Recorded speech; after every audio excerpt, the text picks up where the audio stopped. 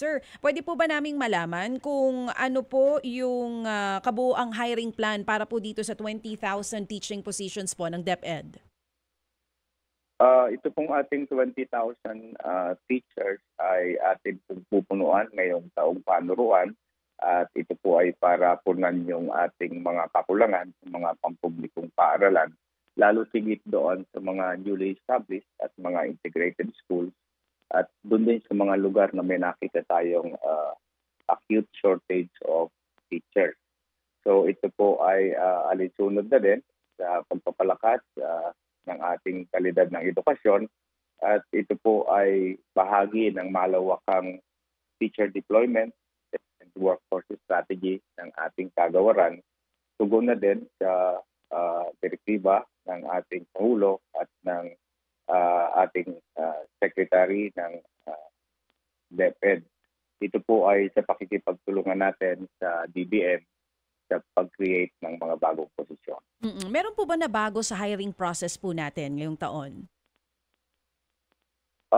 Nagkaroon na po tayo ng mas malinaw na publication at kailangang malaman ng mga aplikante kung ano po yung mga kwalifikasyon at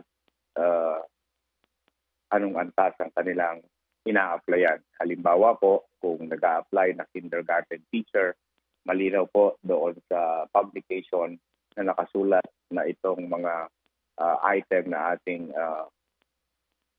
pinupost ay para sa mga level ng education sa elementarya, sa sekundarya, sa senior high school at maging sa alternative learning system. Opo. Magkano po ngayon ang entry level para po sa mga teachers na mag-a-apply po? Ang mga teachers po natin ngayon ay makatatanggap ng salary grade 11 na nagkakahalaga ng 30,000. Mahigit na 30,000. At hindi lang po hindi lang po entry level ang posibleng matanggap kasi meron din po tayong next salary grade level na hinahanap sa mga teachers natin for these 20,000 positions. Tama po ba, Yusek?